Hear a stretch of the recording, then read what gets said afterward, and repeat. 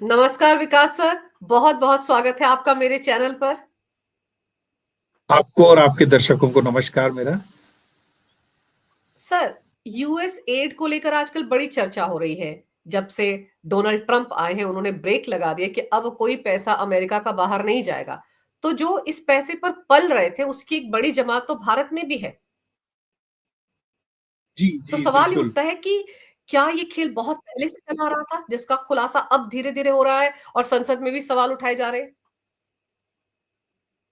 देखिए, अमेरिका के बारे में बोला जाता है कि इंटरवेंशन या दूसरे देशों में दखल is as American as apple pie. Apple pie जितना अमेरिकन है उतना ही इंटरवेंशन है। तो आप इमेजिन ही नहीं कर सकते ऐसी कोई जगह, बल्कि अमेरिकन एम्बेसीज का एक अघोषित काम ही ये है कि किस प्रकार से रिजीम, जहां जहां उनके अनुकूल सत्ताएं नहीं है वहां रिजीम चेंज लेके आया जाए। तो यूएसएआईडी और दूसरा इनकी एनईडी करके एक दो संस्थाएं इसी प्रकार की हैं जो अ, ऐसे लोगों को चिन्हित करती हैं, उनको पाल पोस कर रखती हैं, जब सारे ही देशों में, अकेले भारत में ही नहीं, सारे ही देशों में जहां आवश्यकता पड़ जाए तो सत्ता परिवर्तन करा दिया जाए, उसके लिए वैसा एक माहौल बनाइए वहां पर। और अमेरिका का अमेरिकन फॉरेन पॉलिसी के बड़े सेंट्रल पार्ट जो हैं वो ये हैं कि मुनरो डॉक्ट्रिन है उन लोगों की। तो उसमें ये है कि डेमोक्रेसी एंड राइट्स, ये हम इनकी रक्षा करेंगे हर जगह पे दुनिया भर के अंदर। पर वो एक एलिबाई बन गए हैं, क्योंकि हमने बहुत जगह पे देखा है कि उनको जहां सूट करता है वो वहां डिक्टेटर्स को भी बैक कर देते हैं। जैसे सेंट्रल अमेरिका के अंदर बहुत सारे डिक्टेटर्स को उनकी अमेरिका की बैकिंग है। और जहां नहीं सूट करता तो बांग्लादेश में हमने देखा चुनी हुई सरकार को भी उन्होंने हटा दिया। तो वो अपने हिसाब से चलते हैं और उन्होंने एक पूरा एक नेटवर्क इस प्रकार का बना ही रखा है। मैदान क्रांति यूक्रेन में जो हुई थी, यानुकोविच को जो हटाया, और उसके बाद में ही वो स्थितियां इस प्रकार की बनी कि यूक्रेन में कभी भी शांति नहीं आ पाई, और जो बाद का युद्ध बना वो भी उसी कारण बन पाया। उसमें भी अमेरिका का पूरा हाथ था। तो ये तो कहीं दबी छुपी बात ही नहीं है। मैंने शायद कभी काफी समय पहले एक लेख जागरण में लिखा था, उसमें मैंने बताया था कि ये जो बनाना रिपब्लिक्स जो बोलते हैं, तो ऐसे ही शायद होंडुरास का केस है। होंडुरास में एक केला का व्यापार करने वाली कंपनी, जिसके कुछ डायरेक्टर्स अमेरिकन थे, उनको वहां की सत्ता अनुकूल नहीं आ रही थी, होंडुरास की सत्ता। तो वो सीधे सीधे अमेरिकन एम्बेसी में चले गए और अमेरिकन एम्बेसी ने उनको प्रॉमिस कर दिया, आपको जितने आर्म्ड रेबल्स चाहिए हम आपको प्रोवाइड कराएंगे। तो वो इस खुलेआम उन लोगों ने इस प्रकार के काम किए हैं। और क्योंकि वो केले का काम करने वाली वो एक व्यापारिक संस्था थी, तो इसलिए वो टर्म वहां पर इजाद हुई, बनाना रिपब्लिक के मतलब एक केले का काम के व्यापार में संलग्न कंपनी सत्ता परिवर्तन करा सकती है। उसका मेन विलेन जो है, जो बनाना रिपब्लिक जो टर्म आज यूज की जाती है, उसका भी मेन विलेन अमेरिका ही है। तो ये तो कोई दबी छुपी बात नहीं है। हाँ, जो अब बात निकल के आई, जो माइक बेंज ने बोला है, जो फॉर्मर डिप्लोमेट ही है अमेरिका के, उन्होंने बताया है कि किस प्रकार अब एक नया नैरेटिव जो चलाने की कोशिश की गई कि आपके यहाँ पर फेक न्यूज फैल रहा है।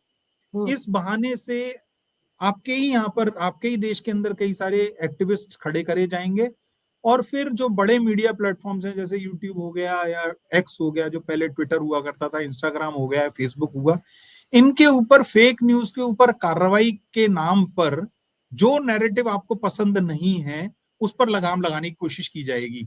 वही सब कुछ उन्होंने 2019 के चुनाव में का जिक्र किया है माइक बेंस ने। तो उसमें उन्होंने बोला कि बहुत ज्यादा प्रोएक्टिव रोल था, और वो रोल ऐसा था कि वो बिल्कुल एक तरफा मोदी सरकार को हटाने का पूरा प्रयास था। तो ये कुछ नए डेवलपमेंट्स थे जिनका अभी माइक बेंस ने खुलासा किया है, और यूएसएआईडी का इसके अंदर पूरा पूरा रोल रहा है। यूएसएआईडी के बारे में शायद आपको पता है कि अभी मतलब दुनिया भर में ही ये हल्ला चल रहा है। उनके कई वेबसाइट उन्होंने हटा लिए हैं, जिन पर किस किस को डोनेशन दिए गए वो सब नाम वो लोग वहां से हटा रहे हैं। तो ये यूएसएआईडी, इंडिया में इनके क्या क्या बेनिफिशियरीज थे, जिसके अंदर प्रशांत भूषण की एक संस्था है जो हिमाचल में, संभावना संभावना इंस्टीट्यूट ऑफ पॉलिटिक्स, क्या पब्लिक पॉलिसी एंड पॉलिटिक्स ऐसे कुछ करके। फिर उनके बेनिफिशियरीज कौन कौन है संभावना के, वो एक बड़ी लंबी फेहरिस्त वहां से निकली है, जिसमें बड़े इलस्ट्रियस पत्रकार रवीश कुमार जी का भी नाम है, और आकाश बनर्जी, जो देश के नाम से अपना एक यूट्यूब यूट्यूब चैनल चला। चलाते हैं, वो है, उनका नाम है। फिर इनके रेखा रिसोर्स, गुप्ता भी है। जी जी जी और फिर इसमें आउट एंड आउट ऐसे लोग हैं जिनके ऊपर माओवाद में संलिप्त होने के आरोप रहे हैं, केस वेस चले हैं। ऐसे सोनी सोरी हैं उसके अंदर। दिल्ली हम्म। यूनिवर्सिटी के प्रोफेसर अपूर्वानंद झा, जो खालिद को अपना पुत्र मानते हैं, और हम्म। जिनकी कि दिल्ली पुलिस ने शायद उनसे दिल्ली दंगों के चक्कर में पूछताछ भी की थी। इतना इलस्ट्रियस जो समूह है वो वहां पर पोषित हो रहा था। वो प्रशांत भूषण, और प्रशांत भूषण को यूएसएआईडी की ही एक दूसरी एक संस्था है, क्या नाम है, इंटर इंटर रिजर्व या ऐसे कुछ करके एक नाम है, उस हम्म। संस्था के मार्फत, मतलब मूल रूप से यूएसएआईडी से ही वो वित्त पोषित थी। और यहाँ पर पत्रकारों के पास और एक्टिविस्ट्स के पास जो है पैसा पहुंचाया जा रहा था। तो बड़ी शर्मनाक बात है, परंतु शायद मुझे लगता है पहली बार भी नहीं हो रहा है। इस देश में एक ऐसी परिपाटी है कि ऐसी शर्मनाक हरकतें काफी समय से चलती आ रही हैं। मित्रों के आर्काइव्स में हम लोगों ने ये चीज देखी, अभी हाल ही में न्यूज क्लिक में हमने देखी थी। फर्क मुझे ऐसा लगता है अंजू जी बस इतना ही है कि चाहे मित्रों के आर्काइव्स हो, उस समय तो खैर सोशल मीडिया था ही नहीं, या अभी न्यूज क्लिक भी हो, तो कहीं इन लोगों के अंदर थोड़ी बहुत शर्म रहती है और ये चीजों को दबने ढकने का प्रयास करते हैं। लेकिन जो अमेरिकी प्रयास हो रहे हैं वो तो बिल्कुल खुलेआम हो रहे हैं, उसमें उनको कोई शर्म नहीं है। ना अमेरिकियों को शर्म है, और ना जो उनसे पोषित हमारे यहाँ बैठे हुए लोग हैं उनको कोई शर्म है। पर तो एक सर, जब इतना पैसा इन लोगों के पास आ रहा था, ये यूएसए आईडी है, या हम लोग चाइना से भी कितना पैसा इन लोगों को आता है फेक नैरेटिव के लिए ही। चुनाव के दौरान कितनी बातें उठती है सर। राजीव गांधी फाउंडेशन को कितना पैसा आया वहां से। 2008 में राहुल गांधी ने कौन सी डील साइन की थी, कौन से एमओयू साइन किया था चाइना के साथ। ये सारी बातें सर ढकी छुपी जुबान में तो सुनने को मिलती हैं, लेकिन पहली बार ऐसा हुआ था कि पिछले सेशन के दौरान संसद में डॉक्टर निशिकांत दुबे ने यह मामला उठाया था कि कांग्रेस बताए पैसा कहां से आ रहा है उनको, क्या है वो एमओयू। और अभी भी यूएसएआईडी का ये मामला उठा है। तो अब तो ये मामला कम से कम अगर सदन में उठ रहा है सर, और अगर सांसद उठा रहे हैं, तो फिर सदन में तो आप झूठ नहीं बोल सकते, तथ्यों के साथ ही बात करेंगे ना। तो इसका मतलब है कि बिल्कुल। इस बार सरकार फ्रंट पर आकर लड़ रही है इस मुद्दे पे। हाँ, नहीं, सरकार काफी समय से, अब तो कम से कम 2-4 महीने से तो मैं कहूंगा कि फ्रंट फुट पर है।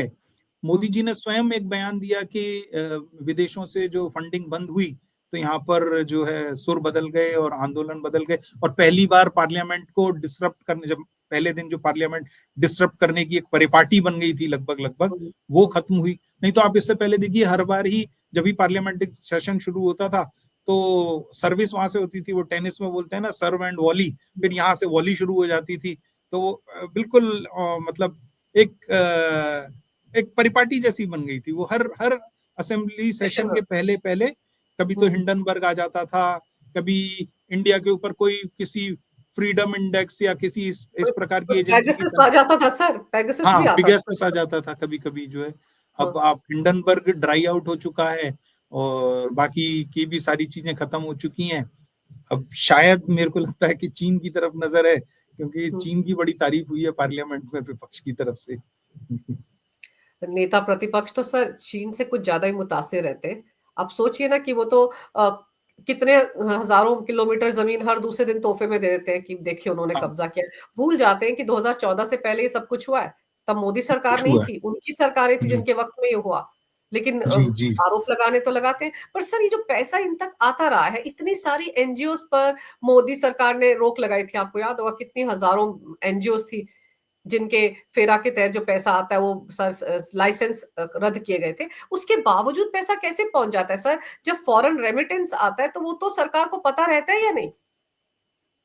नहीं, अब इसमें होता क्या है ना कि ये एकदम सीधे तौर पे नहीं आता। हम्म। ये एक यूएसएआईडी किसी एक एजेंसी को फंड करेगी, या ओपन सोसाइटी किसी, जो जॉर्ज सोरोस की ओपन सोसाइटी है, वो किसी दूसरी संस्था को फंड करेगी। वो संस्था फिर दो चार कहने को सामाजिक कार्यों के लिए भी पैसा देगी, और फिर हम्म। उसी के साथ उसी आड़ में या वो दूसरी से तीसरी संस्था, तीसरी चौथी, तो ये नेटवर्क इतना कॉम्प्लेक्स होता है कि वास्तव में इसको थोड़ा सा पता लगाना मुश्किल है।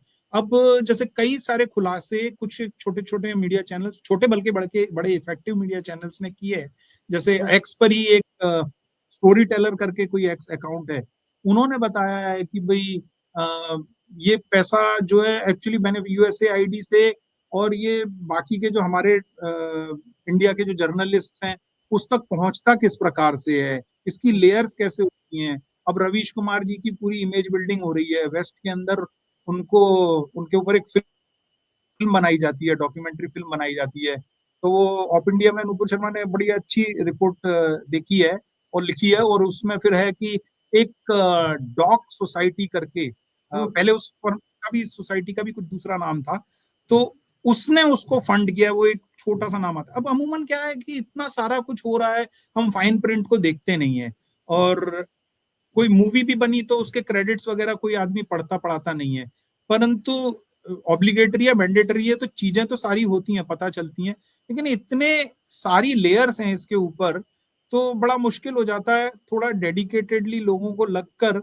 अब काफी कुछ चीजें पता चलने में आ रही हैं कि किस किस प्रकार से कुछ चीजें एकदम से सामने आ जाती हैं, जैसे कि आकाश बनर्जी जी को यूएस कॉन्सुलेट, मतलब मुझे लगता है कि जॉर्ज बाइडेन के जाने के पहले तो ये सब इतने ब्रेजन हो गए थे, इनको लगता था हम ही यहाँ सत्ता में हैं, जो हम चाहेंगे वो कर लेंगे।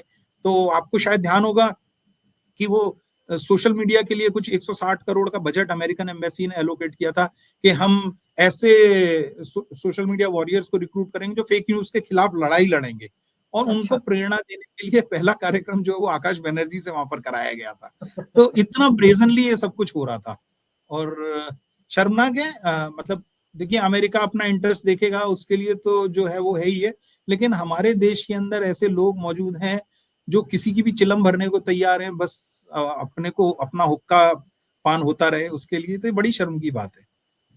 पर सर, डोनाल्ड ट्रंप रिजीम आने से के साथ ही ये सारे खुलासे हुए, इसकी वजह आपको क्या लगती है? ये पैसा रोका गया है, ये एड रोक दी गई है, मतलब जी, सरकार तो इसका मतलब अमेरिका की भी शामिल रही है, लेकिन कम से कम डोनाल्ड ट्रंप नहीं निश्चित तौर पे। चाहते। लेकिन हाँ डोनाल्ड ट्रंप तो ये नहीं चाहते ना, इतना तो मानकर चला जा सकता है, इसीलिए सब कुछ खुलासे हुए।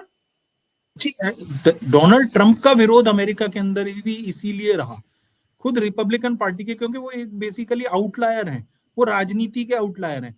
वो उस कॉकस में फिट नहीं बैठते जहां पर अक्रॉस द बोर्ड, चाहे डेमोक्रेट हो चाहे रिपब्लिकन हो, उनका वार मशीनरी के साथ, उनका अमेरिकन मर्केंटाइलिज्म के साथ। अमेरिका में एक टर्म मर्केंटाइलिज्म यूज होती है, उसका अर्थ हम्म, ये होता है कि देश के संसाधन, देश की नीतियां, हम्म, हमारी विदेश नीति इस प्रकार की बने कि अमेरिकन इंटरेस्ट हर प्रकार से प्रमोट हो, चाहे वो अच्छे में हो चाहे वो बुरी नीतियों से हो, परंतु हमारे हित सत्य रहे। जिसके अंदर फार्मास्यूटिकल लॉबी का एक बहुत बड़ा योगदान रहता है, एग्रीकल्चर लॉबी का उसके अंदर एक बहुत बड़ा योगदान रहता है। लड़ाइयां चलती रहें, इसके लिए पूरी एक वॉर मशीनरी है। लोग कहने वाले ये भी बोलते हैं कि यूक्रेन और रूस का युद्ध, हाँ, युद्ध रूस- जो तब खत्म होगा जब वो 300 लोग जो इन वॉर कंपनीज के सीईओ हैं वो डिसाइड कर लेंगे कि ये युद्ध खत्म होगा, तभी खत्म होगा। तो अमेरिकन मर्केंटाइलिज्म, इस सबको ट्रंप ने मतलब तोड़ा है। वो उनका मानना यह है कि बहुत लंबा समय हो गया, अमेरिका हर जगह जाकर टांग फंसा दे रहा है और उस चक्कर में हम अपना नुकसान कर दे रहे हैं। ये ऐसा बहुत सारा पैसा जिसकी बेवजह का पैसा जो दूसरी जगहों पे निवेश हो रहा है, उसकी हमें कोई आवश्यकता नहीं है। हमारी अपनी आर्थिक स्थिति को हम मजबूत करें और इन सब पचड़ों में हम ना पड़े। तो ट्रंप वो जो बोलते हैं कि मतलब बहुत थोड़ा एक स्पष्टवादी टाइप, कभी कभी उनकी बातें कड़वी लगती हैं, और ये बड़ी मतलब वो अपने ही देश की बात करेंगे, अपने देश के हित की ही बात करेंगे, ये मान के चलनी चाहिए। तो उसमें कभी कुछ ऐसी भी बातें होंगी जो हमें भी नहीं अच्छी लगेंगी, हमारे देश के लिए शायद उतनी अच्छी नहीं होंगी, जैसे H1B वीजा पर उनका रुख है। हम्म, परंतु अमेरिका को वो मल्टीलैटरलिज्म से बाहर निकाल रहे हैं, ये हम सब लोग देख रहे हैं। जैसे कि WHO से उन्होंने अलविदा बोल हाँ, दिया अपने आप को, और हम्म, वो दूसरा उस प्रकार के अमेरिकन मर्केंटाइलिज्म की वकालत नहीं कर रहे जो इतना ज्यादा मतलब मिलिट्री लेवल तक एग्रेसिव होकर इंटरवेंशनिस्ट हो जाता था, उसकी भी वो वकालत नहीं कर रहे हैं। तो फर्क आया है, निश्चित रूप से फर्क आया है। और एक चीज हमको ध्यान में रखनी पड़ेगी कि जब भी ये इस प्रकार के एड कार्यक्रम चलते हैं दूसरी जगहों पे जाने के, तो इसके इनमें उस देश के अंदर भी जो पैसा बांट रहा है वहां पर भी एक करप्शन का बहुत बड़ा स्कोप पैदा होता है, तो उसके जी। बेनिफिशियरी उन देशों के अंदर भी खड़े होते हैं, उनके भी इंटरेस्ट वहां पर हार्म हो रहे होते हैं। तो वो एक बड़ी लॉबी है, उसको बड़ा नुकसान वहां पर पहुंचेगा। ट्रम्प हालांकि चाहेंगे कि मतलब जैसे वो अमेरिका फर्स्ट की बात करते हैं, तो देश का कहाँ भला हो रहा है वो प्रयास करें। आप छोटे छोटे जगह, उन्होंने काफी सारे इंस्टांसेस बताए हैं कि कहाँ कौन सी जगह पे कोई प्राइड परेड चल रही है, उससे हम लोगों को क्या मतलब है, उसमें हमारा बिल्कुल। क्या, अमेरिका का क्या हित है। और इन लोगों के कैलकुलेशंस अलग होते हैं, डीप स्टेट के कैलकुलेशंस अलग होते हैं कि किस जगह पर कितना छोटे लेवल का कॉन्फ्लिक्ट क्रिएट करके, मतलब पॉलिटिक, वो जरूरी नहीं है कि मिलिट्री क्राइसिस ही खड़ा हो, छोटे मोटे पॉलिटिकल कॉन्फ्लिक्ट्स खड़े करके, और बाजारों में थोड़ा सा जो है मतलब ऊंच नीच आए इस उतार प्रकार चढ़ाव का पैदा पैदा करके, हाँ, टर्बुलेंस जैसा पैदा करके कहाँ से कुछ कुछ पैसा कमाया जा सकता है, वो उस प्रकार की कैलकुलेशन, तो वहां उनके लिए यूएसएआईडी का महत्व होता पर है। सर, ये जितने भी लोग भारत में हैं जो इस दायरे में आ रहे हैं कि इनको पैसा मिलता रहा एंटी नेशनल गतिविधियां करने के लिए, क्या इनके खिलाफ कभी कोई कार्रवाई होगी या सिर्फ आपने कहा मैंने सुना संसद में उठा मामला, बात आई गई होगी? क्या इनको नेम एंड शेम भी किया जाएगा? इनके खिलाफ कोई कार्रवाई करने के लिए कानून है भी या नहीं? नहीं, नेम एंड शेम तो मुझे लग रहा है अब हो रहे हैं, काफी लोगों के नाम काफी जगह पे आ ही गए हैं, लेकिन उससे शायद इन लोगों को फर्क भी नहीं पड़ता, बहुत मोटी खाल के लोग हैं। और कितने सारे तो ये डीयू जेएनयू टाइप प्रोफेसर जो हैं वो तो राष्ट्रीय अवधारणा को मानते ही नहीं है, तो हम्म। उनकी नजर में आप उनको राष्ट्रद्रोही भी बोल दीजिए, वो आपके आपके सामने भले ही थोड़ा सा रिएट, अंदर उनको कोई फर्क खास इससे इन बातों से पड़ता नहीं है, क्योंकि वो मूल रूप से राष्ट्र की अवधारणा को ही इतना कुछ महत्व नहीं देते। आपका कहना सही है कि कानूनी कार्रवाइयां होनी चाहिए, और हर देश के अंदर इस तरीके से ब्रेजनली कहीं से भी हम्म। पैसा ले लो, और देखिए हमारा देश है, हमारे देश में राष्ट्रवादी लोग भी रहे, जो उसका जो वाम विचारधारा के लोग हैं वो भी रहे, सब हम्म। बीच की जो विचारधारा है, वो कोई मुक्त बाजार की कल्पना में विश्वास करता, कोई समाजवाद में करता, तमाम प्रकार के आप सामाजिक प्रयोजन चला सकते हैं, मेरी रुचि का मैं चलाऊं, अपनी रुचि का आप चलाएं, परंतु राष्ट्रीय संप्रभुता एक ऐसी चीज है, और राष्ट्रीय स्वाभिमान एक ऐसी चीज है कि उसमें आप विदेशी फंडिंग को कभी भी अलाउ नहीं कर सकते। इसका मतलब तो फिर आपकी एंटिटी कुछ भी नहीं है, आप फिर किस प्रकार के देश हैं, एक नॉन सीरियस देश है। तो मुझे लगता है आपने बड़ी महत्वपूर्ण बात कही है कि इसके ऊपर कानूनी कार्रवाइयां होनी चाहिए, इन चीजों के ऊपर कानूनी कार्रवाई, कोई क्या बोल रहा है क्या लिख रहा है, वही प्रबीर पुरकायस्थ, वो हम्म। देश के अंदर कम्युनिज्म की बात करें, हालांकि चीन कोई कम्युनिस्ट देश नहीं है, वो उन्होंने तो तो प्रबीर पुरकायस्थ है ना, न्यूज क्लिक के जो फाउंडर हैं, तो पैसा करोड़ों आया बाकी, सब। लेकिन आप चीन का पैसा लेकर फिर उस प्रकार का नैरेटिव यहाँ गढ़ने का प्रयास करें, ये किसी भी हाल के अंदर अलाउ नहीं करना चाहिए, इस पर तो कानूनी कार्रवाइयां होनी चाहिए। People should be made to pay for this. क्योंकि सर इस देश में तो नेता प्रतिपक्ष है जो यहाँ तक कह देता है कि हमारी लड़ाई तो इंडियन स्टेट के साथ है। जी मतलब आप सोचे कि कैसी अर्बन उनकी भी कैसी अर्बन नक्सल सोच है। पीएम मोदी ने भी इस पर कितनी बार निशाना साधा है। लेकिन इस तरह की बातें अगर राहुल गांधी भी करे सर, तो ट्यूशन तो कहीं से मिल रही है ना। हाँ, बिल्कुल निश्चित ही ट्यूशन भी मिल रही है, और मुझे लगता है कुछ थोड़ा बहुत तो राहुल गांधी, मतलब वो एक बोलने को हम लोग सब बोलते हैं बालक बुद्धि, लेकिन वो बालक तो नहीं है, 50-52 साल का व्यक्ति, दुनिया घुमा हुआ आदमी, कुछ मेंटल ओरिएंटेशन, कुछ सोच उनकी जो है वो सिंक करती है, जो कुछ वो बोलते हैं उससे ऐसे, एक बाहर का किसी के कहने सुनने से ही वो ऐसा बोल रहे हो, ये मानने वाली बात नहीं है।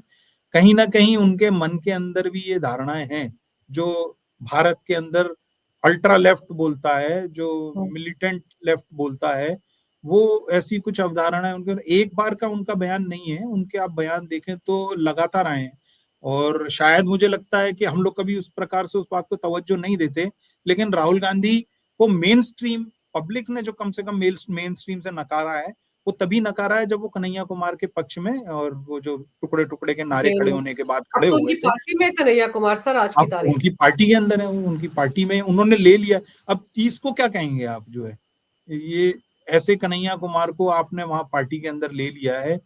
और शायद नियमगिरी में कभी एक बार जब उड़ीसा के अंदर उन्हीं की खुद की सरकार थी, तब वो बिल्कुल नक्सलवादियों की वकालत करते हुए दिखाई दिए थे, और ऐसे बहुत सारे लोग हैं, उनकी मदर के साथ तो पूरा का पूरा जो एनएसी गठित हुई थी, उसमें तो विनायक सेन और कौन कौन लोग रहे ही हैं वो वहां पर हर्ष जो है। मंदर, तो ये तीस्ता सीतलवाड़, हर्ष मंदर, तीस्ता तीस्ता, शीतलवाड़, ये सब है। हाँ, इस प्रकार के लोग रहे ही हैं। तो कुछ कुछ तो उनकी भी अलाइनमेंट है उस आइडियोलॉजी से। ऐसा सिर्फ ये नहीं मान सकते अपन कि इनको सिर्फ सिखाया पढ़ाया जाता है उस तरीके। वो पहले भी तो बोल चुके हैं ना कि India is nothing but a union of states. हाँ। तो India is not a nation but a union of states, वो उन्होंने, जबकि उनकी खुद की पार्टी इंडियन नेशनल कांग्रेस है। पर सर, राहुल गांधी, जैसे अभी आपने एनएसए का याद दिला कि क्या इंडियन नेशनल एडवाइजरी कमेटी जो बनाई थी सोनिया गांधी ने मनमोहन पर नजर रखने के लिए, अब देखिए जो जितनी भी संवैधानिक संस्थाएं हैं उन पर जो अविश्वास पैदा किया जा रहा है वो भी राहुल की तरफ से किया जा रहा है। ऐसे जितने भी विपक्ष के नेता हैं उनकी तरफ से सब कुछ किया जा रहा है। अखिलेश भी उसमें शामिल है, खुद केजरीवाल भी उसमें शामिल थे, जो जिन्होंने मिलकर घेरा चुनाव आयोग को, क्या क्या नहीं कहा चुनाव आयोग को या मुख्य चुनाव आयुक्त को। तो सर ये प्रोपेगेंडा भी तो किसी की शय पर चल रहा है ना। और फिर राहुल गांधी ने कहा कि ये मैं एक ऐसा ईगल नाम से ग्रुप बना दिया जो कि नजर रखेगा चुनाव आयोग पर। सर ये कभी होता है ऐसा? हाँ, ये होता है, ये होता है अमेरिकन इंटरवेंशनिज्म में। ये एक इस चीज का, आप बांग्लादेश को अगर ऑब्जर्व करेंगे ना, 2-3 साल में यही सब कुछ हुआ है वहां। इस प्रकार की बॉडीज वहां पर रही हैं कि हम इलेक्शन वॉच एजेंसी हैं, हाँ। है ना। ये बांग्लादेश के अंदर हुआ है, और वो लोगों को बांग्लादेश में सत्ता परिवर्तन के बाद ये प्लेयर्स जो हैं इनको वहां रिवार्ड किया गया है। तो मैंने जैसे बोला कि अमेरिका जब भी इंटरवेंशन करने आएगा ना, जैसे चीन कहीं पर कुछ करे या रूस कहीं पर कुछ, पुराना सोवियत रूस कभी कुछ करे, तो वो उसकी एक जमीन नहीं तैयार करते थे, आइडियोलॉजिकल पृष्ठभूमि नहीं तैयार करते। अमेरिका वो पृष्ठभूमि तैयार करता है, और उसमें पृष्ठभूमि में वो धीरे धीरे धीरे धीरे अलग अलग मीडियम से ये इंप्रेस करने की कोशिश करता है कि इस देश के अंदर डेमोक्रेसी खत्म हो रही है या इधर पर माइनॉरिटीज के राइट्स खत्म हो रहे हैं, तो इसलिए मैं यहाँ इंटरवीन करने जा रहा हूँ। वो जो मुनरो डॉक्ट्रिन का मैंने बात करी, तो ये उसका टेम्पलेट है। जब राहुल गांधी डेमोक्रेसी खत्म हो गई, डेमोक्रेसी खत्म हो गई, इसकी बात बार बार कर रहे हैं, तो वो उस टेम्पलेट पे बात कर रहे हैं। वहां मैं पक्का मानूंगा कि इनको अमेरिका से किसी ने समझा दिया कि आपको ये इतना काम आप करिए, जमीन आप तैयार कीजिए, उसके बाद का हम करेंगे। जैसे हम यूक्रेन में कर चुके हैं, जैसे हम अरब स्प्रिंग में कर चुके हैं, जैसे हम बांग्लादेश में कर चुके हैं, ऐसे हम आप यहाँ करेंगे। वो समझते हैं इस बात को नहीं है कि भाई हिंदुस्तान ना तो बांग्लादेश है ना यूक्रेन है, यहाँ आप कुछ कर नहीं पाओ, लेकिन उनको समझाने वाले इतना जरूर उन्हें समझा देते हैं। पर सर आप सोचिए कि किस स्तर पर ये काम हो रहा है। जब 2024 के इलेक्शन, उस वक्त भी तो कितनी सारी फेक खबरें सोशल मीडिया पर देखने को मिल रही थी। वो भी तो किसी सोची समझी रणनीति का हिस्सा थी ना। राहुल गांधी उस बिल्कुल। वक्त जो बयानबाजी कर रहे थे वो भी बहुत एक स्ट्रेटेजिकली दिए गए स्टेटमेंट्स थे। और अगर आज आप कह रहे हैं कि हम एक ऐसी ईगल नाम से एक संस्था बना रहे हैं जो चुनाव आयोग पर नजर रखेगी, तो आप सोचिए ये बिल्कुल अमेरिका की उस दिशा में काम करे। लेकिन अब जब डोनाल्ड ट्रंप ने भांडा फोड़ दिया है तब तो शायद इस पर ब्रेक लगेगा। पैसा ही नहीं आएगा तो करेंगे क्या? ये तो पैसे के लिए कर रहे थे ना सब कुछ। हाँ, तो इनके लिए दिक्कत है अब, क्योंकि पैसा होना एक बहुत बड़ी चीज है। ये जो दूसरा एक कौन सा जो एजेंसी है, इंटर न्यूज बोलकर है या क्या है, शायद 4100 करोड़ का जैसा कुछ बजट था, जो हम्म। ऐसे ही मदों में खर्च करने के लिए। अब उसका 10% भी अगर हिंदुस्तान में आया होगा तो एक बहुत बड़ी रकम रकम। हो जाती है। हाँ, तो ये अगर खत्म होती हैं ये सब चीजें, तो दिक्कत तो आएगी इन लोगों के सामने। ये चलिए शायद सर, कोई अब दूसरा घर तलाशने की कोशिश करेंगे, उसका रिप्लेसमेंट तलाशने की कोशिश मैंने करेंगे। कहा ना कि चाइना की तरफ जाएंगे, क्योंकि चाइना को लेकर जैसे ही ये खबर आई थी कि इतना पैसा यूएस ने रोक दिया है जो अलग अलग कंट्रीज को दे रहे थे, तो उसके बाद तुरंत आपने देखा होगा नेता प्रतिपक्ष ने सदन में खड़े होकर कितनी बार चाइना का नाम लिया। चीन की तो हो सकता तारीफ है वो, करी। हाँ, ताकि वो सबको ये संदेश दे रहे थे कि भाई अब अमेरिका छोड़ो, चीन की तरफ चलो, वहीं से आएगा पैसा। लेकिन वो ये बताना भूल जाते हैं कि चीन में जो एक टोटलिटेरियन स्टेट है, वो उसकी हम लोगों सब निंदा करते हैं, वो चीज मतलब राइट्स के खिलाफ और बाकी सब बातों हम्म। के खिलाफ है। हम्म। परंतु चीन जिस प्रकार से बना है, वहां वो विध्वंसक एजेंडों की जगह नहीं है ना, जो स्वयं राहुल गांधी चलाते हैं। आप देश को तो उल्टी दिशा में ले जा रहे हो, और बाकी फिर बोलते हो कि देश जो है चीन बन जाए। हम्म। तो जैसे कुछ पॉजिटिव काम हो रहा है, अब जैसे लैंड एक्विजिशन ही एक चीज है, तो चाइना के अंदर वो कितना इजी है। आपने हर प्रकार का प्रयास किया कि हिंदुस्तान में कहीं से भी लैंड एक्विजिशन ना हो पाए। आप हर हम्म। जगह, सोशल जस्टिस का अपना महत्व तो है, मैं ऐसा नहीं कहता हूं, लेकिन आप सोशल जस्टिस को हथियार बनाकर देश की प्रगति को रोकने के लिए हर प्रकार के प्रयास करते हो। आप कहने का मतलब सिर्फ चाइना को का जो कुछ अचीवमेंट है उसको तो दिखाते हो, परंतु वो जहाँ पहुंचा है उस जगह पर पहुंचने के लिए जो भी पॉलिसीज एंड प्रोग्राम्स हैं, उन सभी पॉलिसीज एंड प्रोग्राम्स का इंडिया के अंदर आप विरोध करते हो। तो हम्म। आपकी क्या सीरियसनेस है? कोई सीरियसनेस नहीं है।